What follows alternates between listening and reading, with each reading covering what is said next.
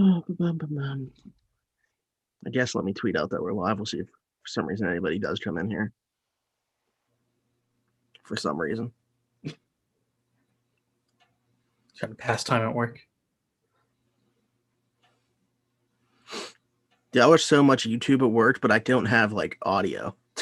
It's so stupid. So I'm pretty much just like watching sports highlights without audio.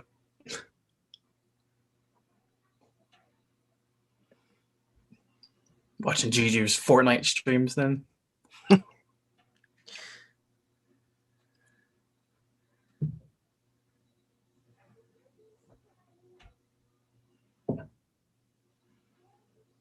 Corvette.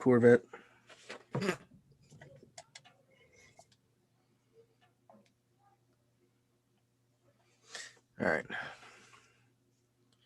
Oh, actually, I forgot. I like to put, see if we can get some randoms in here. Putting some tags. Some randos. Tag Corvette. TikTok. Antonio Brown. Boo Boo Smith Mooster.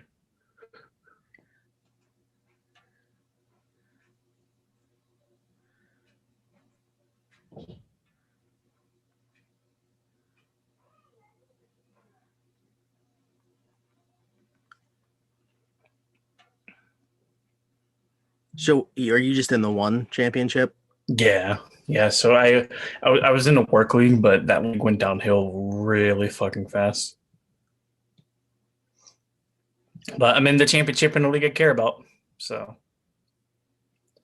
I'm honestly surprised I made it that far without McCaffrey and Michael Thomas. So, you know what? The real championships are the friends we make along the way. Sounds like somebody that's not going to win a championship.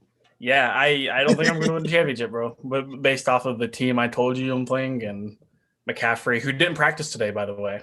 So his status for Sundays is looking good. I didn't know he didn't practice. Yeah. Okay. You ready? Yeah. And 3, 2, 1. Welcome to the Round the 412 Fantasy Football Show, proudly presented by Crowworthy, where winners are serving winners coast to coast with sports, gambling, fantasy, and more. Follow at Crowworthy on Twitter. Visit us at crowworthy.com. You can go to the Pittsburgh City page for podcasts like this one, blogs, and more. I am Smitty. With me, as always, my co-host, Donnie Druin, for the second to last time of the season. Yeah, I can't believe how fast time has flown. You know, this is championship week for most leagues, which is crazy to think about. But I mean, it's what we get paid to do. That's why we get paid the big bucks to come on here. And, you know, we've led people to championships in the past, and we're going to do it again this year. Absolutely. Yeah, I remember just like, it seems like I snapped my fingers and we went from that first episode where we were talking about, hey, we don't know if we're going to have a season, but should we? Here's who we like this year. To the point where we're at now talking about championship week. For most people, hopefully you're in a league where they do the championship week 16, because otherwise, you know, if you're like the Kansas City Chiefs, they might be sitting some guys week 17, especially with the Steelers losing a third game this past week. They might not have much to play for in week 17. So, but we'll see. And yeah, if you're in a league that plays in week 17, get out of that league and get to another league that championship week is week 16. You said we get paid the big bucks. So let's start off with an ad read from one of our sponsors at Manscaped. So with football being here, that means it's time to throw on your team's colors and make sure you don't fumble your grooming below the waist. Our partners at Manscaped are here to save your boys from a TJ Watt hit, so you stay clean and take care of yourself where it matters most. Manscaped is here with a surefire touchdown with the best tools for your grooming experience. I own pretty much all the products. They're all great. They smell great.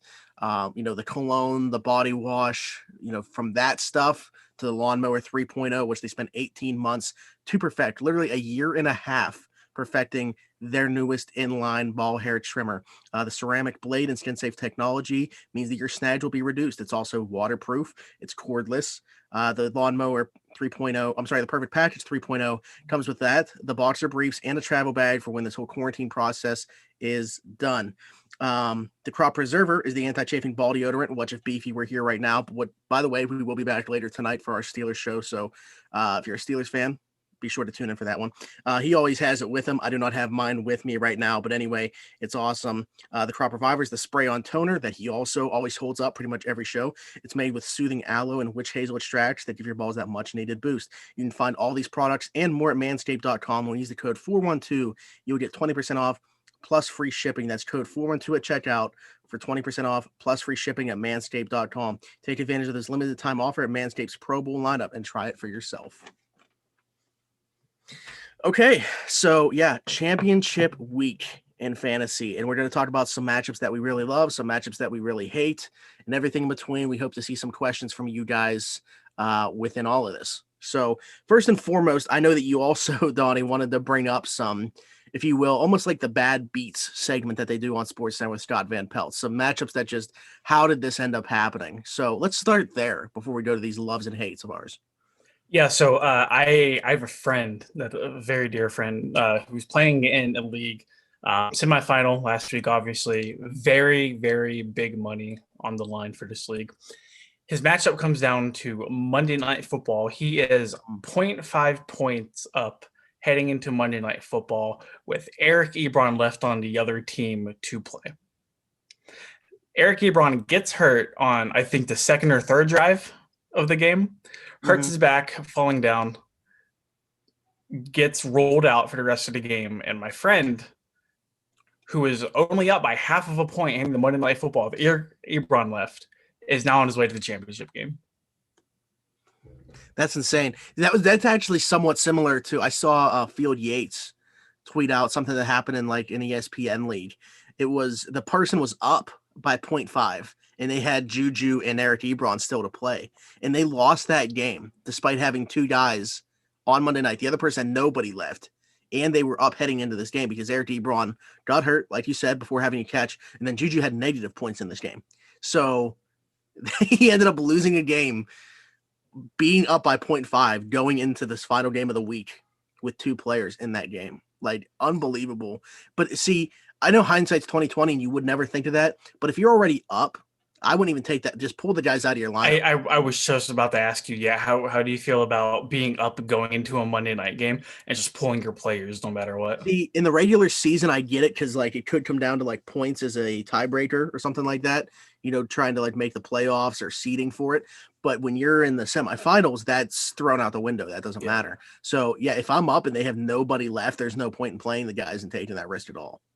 Absolutely, yeah, and just kind of staying on that Monday night bad beats train. And in my league, the other side of the playoff bracket, the matchup was some guy had Juju Smith-Schuster, and he was up by 14 points and had Juju left to play. And then the guy who I'm conveniently playing now had Deontay Johnson. Deontay Johnson ends up outscoring Juju over the pace of the game. I think he outscored him by, I think by 4 points. Whenever it was all said and done, just crazy, man. I never would expect that, dude. If I had Juju and I watched it unfold in front of my eyes, I probably would have gouged my eyes out.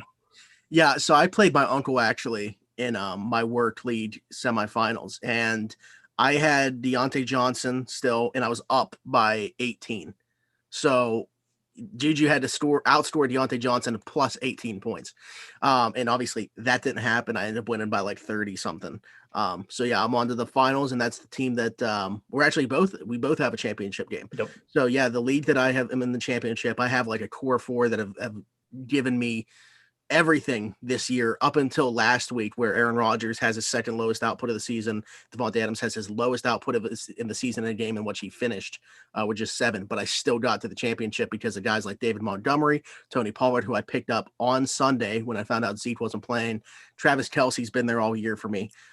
So yeah, I'm very confident about this team. I know projections are just projections, but before anybody plays a game, I have a 65% chance of winning this matchup in the final. So I'm feeling pretty good about my team.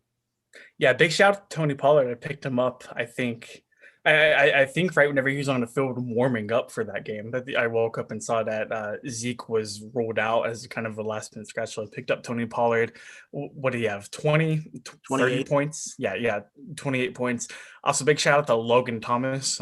Big fan of we're a big fan of him, seeing as we've plugged him in our fantasy football content on week to week here. Just monster game, 13 catches, over 100 yards. And those two are actually pretty much the only reason I got to the championship game to begin with.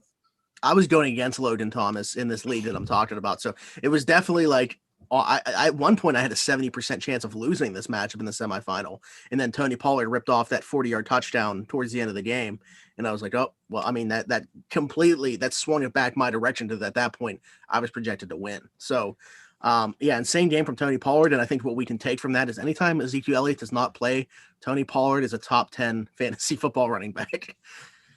And we've seen flashes in the past, even he has a little bit of standalone value. They've started to give him the ball a little bit more to the point where I think he only was out touched by Zeke by one touch the previous week when Zeke did play. Now Zeke doesn't play, and we see Tony Pollard go absolutely off. Zeke hadn't had a rushing touchdown since week 5. Tony Pollard had 2 rushing touchdowns in this game. So I'm not saying, I'm just saying. Yeah, let me ask you this. So are you one of those people that looks at the score constantly throughout the day? Because I can't do that at all, dude. I put my phone down and I just don't even think about it. I'm not typically, but for some reason, like this past week, I was. Even in like the first round of the playoffs, I wasn't. So I don't know what it was, but I was just so focused on this matchup. I'm trying to three-peat in this league. I've won the last 2 years, so I don't know if that went into it. I really wasn't looking at my other matchup at all. I had another game which I actually lost. I'm not going to the championship in this league. I was let down by a guy that I expected to be let down by, Russell Wilson going against Washington. I knew that was going to be a terrible matchup, but there was no way I could bench Russell Wilson in that matchup. And just the team itself, I still ended up putting up like 130 some points. The guy put up like 150 against me. So yeah. Unfortunately, I'm just 1 for 3 this year in terms of getting to the championship, but I feel pretty good about three-peating in the one league. So, but anyway, yeah, like I said, we're going to talk about some guys that we love, some guys that we hate. The guy that I love is going to surprise some people, I think, at the quarterback position, but we're not going to start there. We're going to start at the tight end position. It's a guy we've already mentioned on here, not just today, but week to week to week. The tight end that I love because of this matchup, it's going to be Logan Thomas going against Carolina. I don't care who's playing quarterback. You talked about it when Alex Smith was in there, absolutely blew up against the Pittsburgh Steelers. Even last week, Dwayne Haskins plays quarterback, 13 catches, a new career high. I don't know if you knew this, but he actually was a converted quarterback. I don't think it's been talked about enough. No, but anyway. No, I did not know that. Did you know that Antonio Gates played basketball? I just recently found that out, yeah. So yeah, Logan Thomas goes against Carolina here, who are giving up the 8th most points to the position. He's got 4 straight double-digit games. In 2 of those games, he's gone over 20. So I absolutely love Logan Thomas in this matchup this week. I don't care who plays quarterback. I don't think it matters at this point. I think regardless of who's in there, you got Terry McLaurin, you got Logan Thomas in that passing game, but even in the red zone, it's been more of Logan Thomas than Terry McLaurin. Definitely. Logan Thomas is actually my guy whose matchup I love this week. I mean, you already hit the nail on the head. He had a monster game last week. He's at 10 points at least in the last 4 of his games, 2 of those being over 20-point performances. Like you said, Carolina allows the 8th most fantasy points allowed to tight ends. And when you have a defense like that, who is very vulnerable at the tight end position, mixed with the target volume that Logan Thomas has been getting as of late, it doesn't matter if Alex Smith is quarterback, doesn't matter if Dwayne Haskins is quarterback, doesn't matter if Dwayne Haskins is still at the strip club, it doesn't matter. Logan Thomas is going to get those looks week in and week out, and he's got another prime matchup this Sunday. Yeah, it's nothing against Terry McLaurin because he's a phenomenal player. I think he's the best player on that offense still. But it's just, with the structure of that offense, regardless of who's playing quarterback, they're not a very good quarterback. So Logan Thomas has been the guy in those check down areas, and he creates a lot for himself after the catch as well. And I think that goes underappreciated. So Logan Thomas has been the focal point of that offense the last couple of weeks, and it's not Terry McLaurin's fault. It's the fault of the guy that's playing quarterback. If you want to say it's a fault, because I mean it's working for that offense. It's just how they got to operate. Yep. The guy that I hate, surprisingly, this is actually a tight end in one of my leagues, not in the one I'm in the championship. It's going to be TJ Hawkinson. And even though this Tampa Bay matchup isn't bad, he scored just 1 touchdown since week 9, coming off a 2-catch performance last week. And also Matthew Stafford's health. I mean, he's kind of up in the air. He was questionable to play last week, and he was very questionable to play. Actually was at one point listed as doubtful. And then he was like, F it, I'm playing. And he actually put out a statement where it was like, hey, I don't care what I'm going through. If I can be out there, I can be out there. It's one of the reasons I love Matthew Stafford. But with everything that's going on with him, with this team, with so in flux, really top down organizationally, I don't love TJ Hawkinson in this matchup just because of the way that things are trending there in Detroit. Not just not TJ Hawkinson, not for TJ Hawkinson himself, but just Detroit in general and with Matthew Stafford's health. Yeah, and at least fantasy output wise, Hawkinson has been anything but consistent, I think, throughout the entire course of the year. He's definitely had his moments where he's flashed that first round potential. The Lions drafted him to be, that kind of next big tight end that they want him to be. But whenever you take into account that, and then Matthew Stafford's health as well, I mean, let's say Stafford starts and then halfway through the first or second quarter, he's not feeling so great. And, they go and pull him, they put second string quarterback in. Then you're kind of screwed at that point because, there's still a variety of pass catchers on the Detroit Lions that are ready to take away targets from Hawkinson. It's not like he's the number one target like a George Kittle or like a Noah Fant whenever he's healthy in Denver. But no, I absolutely agree with you. I'll take the tight end on the flip side of that matchup, though, is a matchup that I hate. Rob Gronkowski versus that Detroit Lions defense. I mean, he's been very quiet since the bye week a couple weeks ago. Detroit is just 6th in points allowed to tight ends. I called the Brady bounce back game last week in a matchup set 11 at the quarterback position. Gronkowski wasn't a very big part of that. And if you're rolling Gronkowski out in the championship lineups, you're kind of hoping and wishing that he's going to find the end zone. And just lately, he hasn't given a lot of hope of him doing it. Yeah, I mean, it's hard for me to disagree with that. Was actually a matchup that I was looking at last week, is one that I liked. But yeah, that obviously didn't pan out. He wasn't a huge part of that 390 yard performance from Tom Brady with a huge second half. So yeah, I completely get it. The matchup that I love, though, going to wide receiver, and this might surprise people, but similar to Logan Thomas, it's a guy with 4 straight double-digit performances, and 2 of those games include 20-point performances. It's going to be Jarvis Landry of the Cleveland Browns, who's going against the New York Jets this week, who give up the 7th most points to the position. So with Cleveland starting to find its groove, and I can tell by the look on your face, I'm thinking that we got the same guy again. It is a run-first offense, but Baker Mayfield is really finding himself in this. They run the 5th most play action in the league, which has been very good for Baker. He's been very good at doing that. I mean, it's kind of, going on all cylinders right now for Cleveland. You talk about a team going in the opposite direction of our Pittsburgh Steelers. One team, the trajectory is going up, and the other team's going down right now. And that team going up is Jarvis Landry and the Cleveland Browns. Yeah, they're getting hot, and Baker Mayfield has been a very big part of that, especially without a guy like Odell Beckham Jr. But I think once Odell went down, I think both you and I agreed that Jarvis Landry was going to be the main beneficiary, just in terms of targets, and that's been super true. I mean, Jarvis has scored in his last 3 or 4 games at least 8 targets during that stretch as well. He's been a monster, and going against a Jets defense where, I mean, let's be real, this game shouldn't be close. This should be a blowout. The Browns offense should again have their way, and the Jets secondary doesn't look like it's going to put up very much of a fight at all. So if any of the last 4 games we've seen is any inclination of how the Sunday is going to go, I feel more than happy plugging Jarvis Landry into my lineup. The one thing that you just said is the only reason I would be somewhat weary of this, is because like when these Game matchups flow?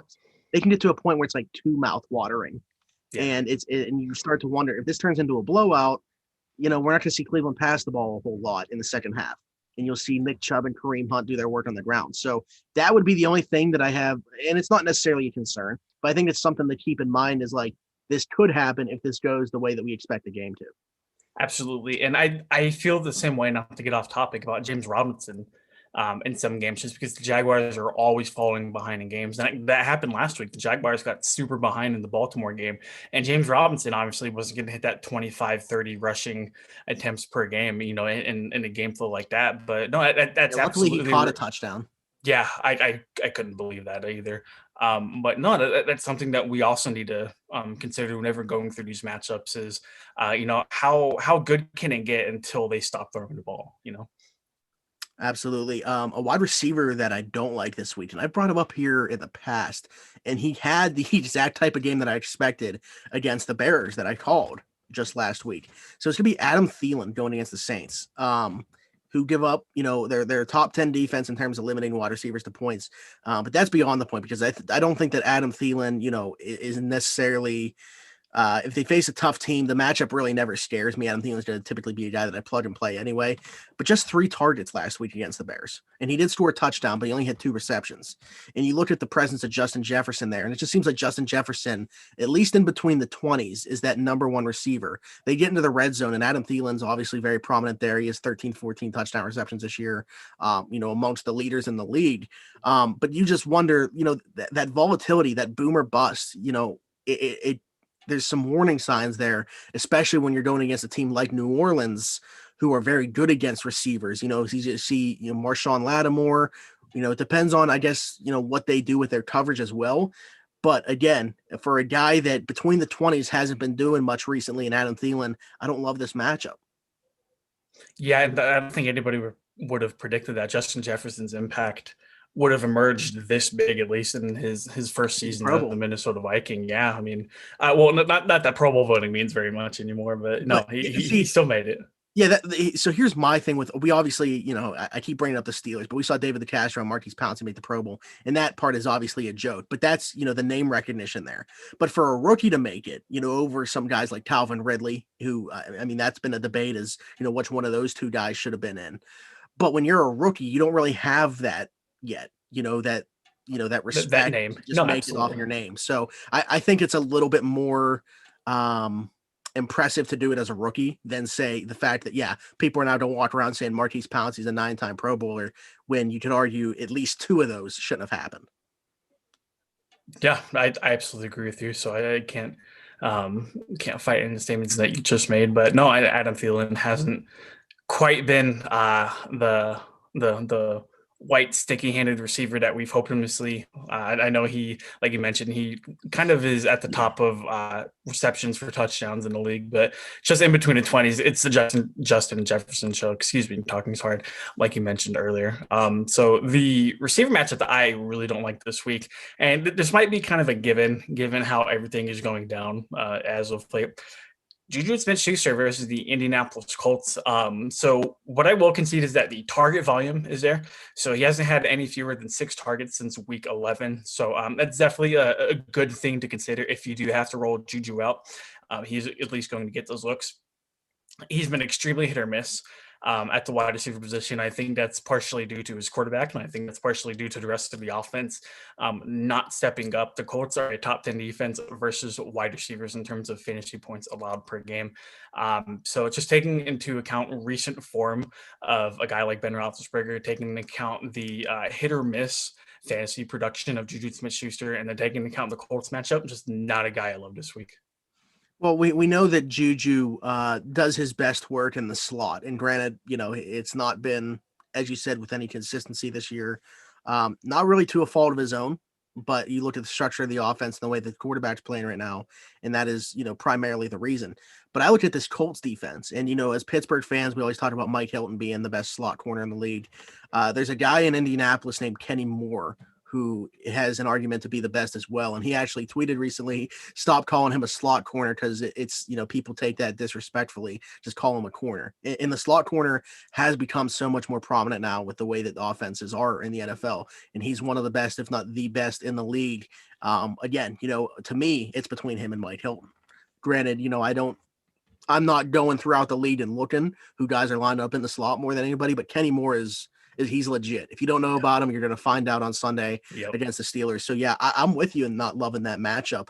But again, it's not necessarily to a fault of Juju himself. I just think that just the way, again, I talked about it when I talked about Cleveland, the way the teams are trending, the Steelers are trending down right now, and Indianapolis has won 5 of their last 6. And it's in large part to how good that defense is, with Darius Leonard, because they're night and day different when he's in there, out of there. Also, DeForest Buckner is a big piece, but Kenny Moore in the slot, going to see a lot of Juju Smith-Schuster on Sunday, and I don't like that matchup for Juju.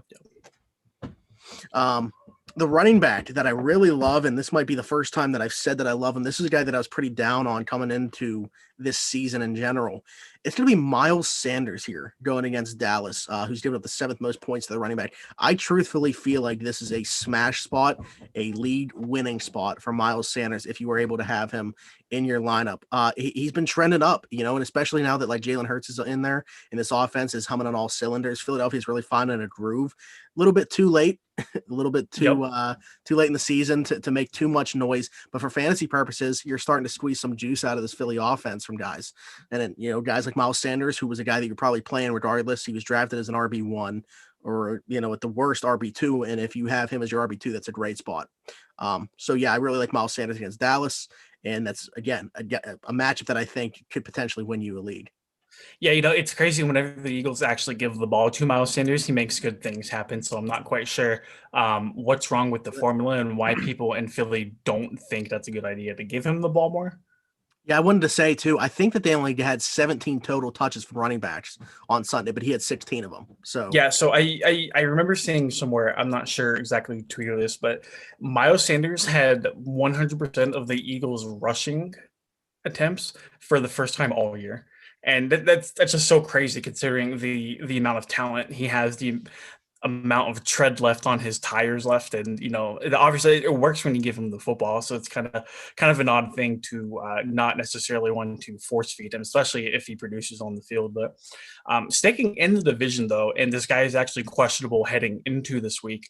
But if he does play, and granted, it's a turf toe injury, so give or take whether or not he's actually going to show up on the field. And if he does, what is his impact going to be? But the matchup is just love. Antonio Gibson versus the Carolina Panthers. I mean, prior to his turf toe injury, put up scoring weeks of 18, 12, 22, 17, and 36 fantasy points respectively. Panthers allowed the 8th most fantasy points to running backs.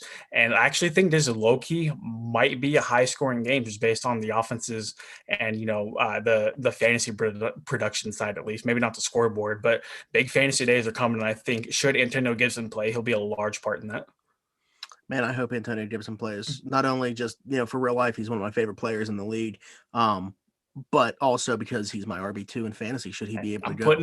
Putting that energy into the universe, brother. I mean, if I could have him and David Montgomery, who very similar to Miles Sanders, I feel like he's going to win some people some leagues. He goes against Jacksonville this week. I just felt like that was too easy to put on here as a matchup I love, just because Montgomery, we're talking about 5 straight weeks of 20 plus now at this point. He's firmly in that RB1 conversation, that top 5 conversation. So that's just too much of a slam dunk for me to put on here as a matchup I love. But a matchup that I don't is going to be Josh Jacobs going against Miami here. They're top 10 in terms of giving up points to running backs. They limit them very well. And Josh Jacobs, he just has one game over 10 points since week 10. And I also, something that, you might not be thinking about, this is kind of digging a little bit deeper. Not sure what's going on with Derek Carr's health, but I think that would play a factor in how this offense operates as well. Marcus Mariota did show up and play pretty well against the Chargers, but if a team is game planning around that in a very good defense in Miami with a head coach that I absolutely love in Brian Flores, I think that this is a very bad matchup for Josh Jacobs with the way everything is just trending in Vegas for the Raiders. It's just, another year where they look like they're going to be in contention for a playoff spot and everything just absolutely blows up in their face. Yeah, you beat the Chiefs once, and then you barely lose to them the second time, and everybody's kind of looking over their shoulders like, okay, wow, like these guys are for real. But I think if I had to rely my season, my championship game at least, on any team quarterbacked by Marcus Mariota, kind of SOL there. Not too big of a fan. I think you're right. I think the situation with Derek Carr does indeed impact a guy like Josh Jacobs. And let's be real, Josh Jacobs has struggled a little bit with injuries in the past as well. So it's not like he's been completely healthy during this final stretch as well. So no, I completely agree with you. The guy I don't like, Kenyon Drake versus the San Francisco 49ers, just 6 points last week. Chase Edmonds emerged as the RB1, at least for the week prior. We'll see what the Cardinals' game plan is. Cliff Kingsbury really likes to, flip-flop what running back takes over, at least in recent terms. San Francisco is 6th in points allowed to the running back position, so it's already a tough matchup as is. But whenever you take into account there's another hungry mouth in Chase Edmonds in that backfield, there's a lot going against Kenyon Drake this week, and I just don't think this is the week he's able to turn it around. Yeah, hard to disagree with anything there as a Kenyon Drake owner. So better than anybody then. Yeah, I mean that's actually, that team that I have him on isn't playing anymore, but it's been it's been a frustrating season for him because he obviously missed a little bit. He only missed like 1 or 2 weeks, but he got carted off, and I'm like, okay, there's his season. But he ends up coming back and had actually been producing. Like even if the yards weren't there, he was scoring touchdowns. But it was kind of similar.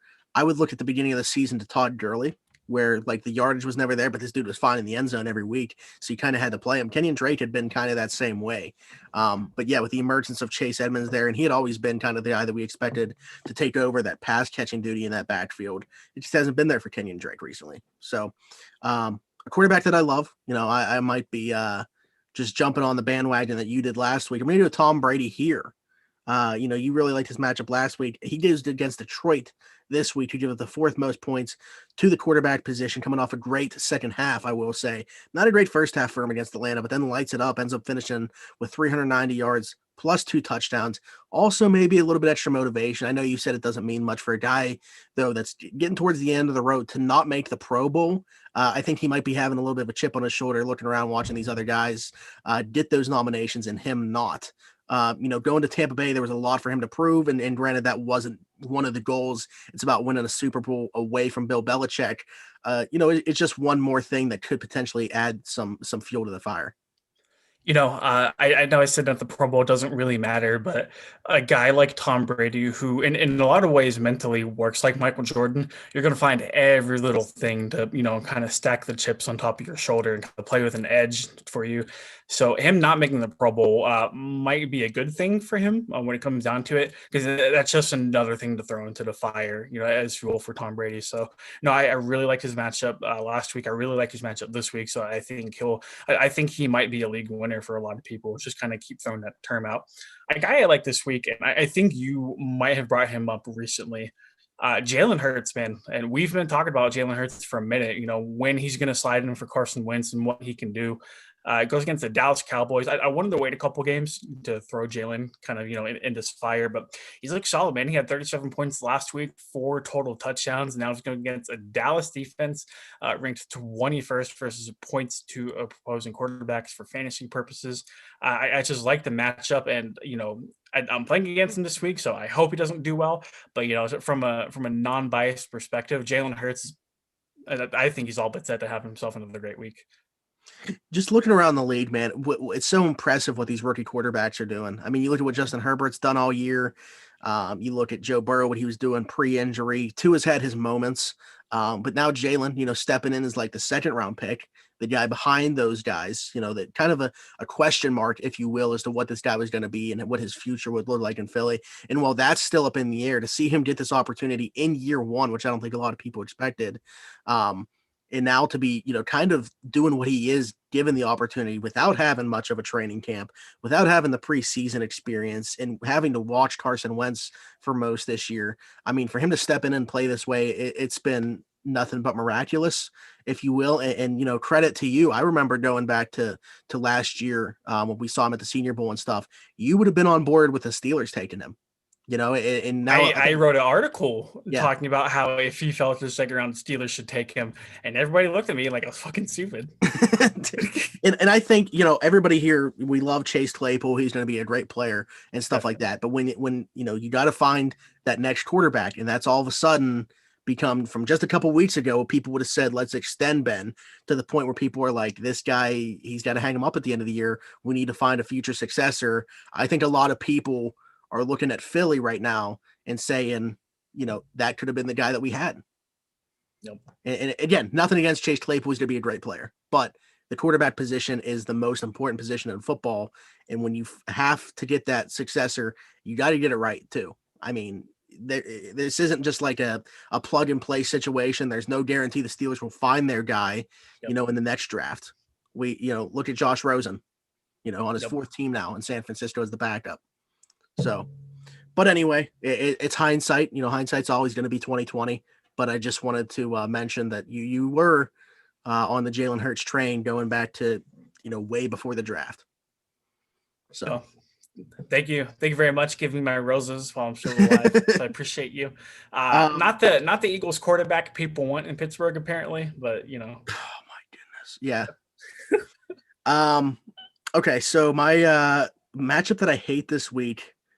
My former MVP candidate, Russell Wilson going against the Rams. They give up the least points to the quarterback position, literally dead last. In his last, 5 of his last 7, he's done under 20 points. Things have just been trending down for Russell Wilson. Not necessarily the Seahawks in general. They did have that bad loss to the Giants, but they're still in a pretty good spot in the NFC. But it's weird because it was him carrying the defense, and now the defense has started to pick it up recently. The addition of Carlos Dunlap has been huge for them. And I don't know. I think that for Cincinnati, it's whatever because they weren't going anywhere. He obviously wasn't happy there. They know. I mean, look at what Carl Lawson did to Alejandro Villanueva on Monday night. I think they got a good one there. Sam Hubbard's been pretty good on the other side. So it's whatever for Cincinnati. But for Seattle, that was a huge get for them. That was the one thing. They were lacking pass rush. They have, Jamal Adams as their best pass rusher. So I think for Seattle, it's been going 2 different directions. The offense has kind of been sliding. The defense is on the rise. I don't necessarily – I'm not going to stamp that's going to continue. But as far as this week, looking at this matchup, I think it has to for one more week because I don't think Russell's going to put up huge numbers against this Rams defense. It's so hard to have a guy like Russell Wilson and to advocate to sit him, just given the potential that we've seen, Here's what I'll say though, before you is if you have Russell Wilson, I have no idea who your backup would be, but say that you went out on the waiver wire and picked up Jalen Hurts. I would be starting Jalen Hurts there. No, I absolutely would as well. And kind of what I was leading into was if you have Russell Wilson, bro, you got to play somebody else. It's a championship game. There's a lot riding on the line. I know if you have Russell Wilson, you've probably stuck with him through this entire season. And, I can't fault you for that. But, dude, this week versus the Los Angeles Rams had 12 points last week. His lowest point total since week 10, where he played at drumroll Smitty, the Los Angeles Rams, prior as well. Hasn't hit 20 points since week 11. I mean, he has single-handedly taken himself out of the MVP contention. Like he's no longer a name board. 2 months ago we were talking about him as the guy to win MVP, the head above shoulders front runner, and he's just falling apart, man. I don't want to blame the offensive line. I don't want to blame his receivers or running backs. It's on him. He makes stupid decisions left and right week after week. He doesn't know when to keep the ball and tuck and run. And granted, he is one of the better mobile quarterbacks in the league. It's a shame. So if you have Russell Wilson, just look at somebody else. Do not roll him out in your lineup this week. Yeah, I think that you thank him for getting you as far as he did, and don't play him. But yeah, for everything that you just said, you can blame the offensive line, and it's not a good offensive line. But he does have very good weapons. And think about it, it's not like that offensive line has changed much. It's the same one. So he was having success behind that same offensive line. What has changed? It's been his play. And yeah, the weirdest thing about it is, it just seems to be decision making. Some of the interceptions he's thrown recently, it's just like, what is he looking? What does he see there? Yeah. But yeah, so I'm not on board with his matchup this week. And, I did have him in a league. I'm not in that championship. I fell 1 game short. But had I made it this far, I also had Jalen Hurts on that roster. I would be using Jalen Hurts this week had I made the finals. Yeah, I can completely agree with it. I think having Hurts would be a best case scenario if you have a guy like Russell Wilson. So yeah, Tyler Beefy's in here. He said Donnie knew about Hurts. I knew Kyler should play football the year prior. Props. Anyway, who was the quarterback matchup that you hate? Russell Wilson. Oh, you're on board with that. Yeah. Okay. I mean, I knew that you were. I was just saying with that long spiel that you were given, I thought maybe you were heading that direction, but I wasn't sure. Russell Wilson is a bona fide league loser this week. Do not play him. You are going to hate yourself if you play him. Yeah, we didn't do any waiver wires, just because. I mean, I don't think that going in the championship week that you're going to be looking on the waiver wire for anything, other than maybe if you stream kickers or defenses or something like that. I really don't see unless like your tight end position was pretty weak, but still managed to get to the finals with it. I really don't know what you would be looking for on the waiver wire this week. But if for some reason there actually was the lead so if I didn't have Aaron Rodgers, Jalen Hurts is actually a free agent in this league, and I would definitely be picking him up. He's rostered in 58% of the leagues right now. So it is over 50%, but it's not over 60%. And I don't know how at this point. Even Baker Mayfield, 52%. of Yahoo League. Jeez. But yeah, I think that's pretty much it.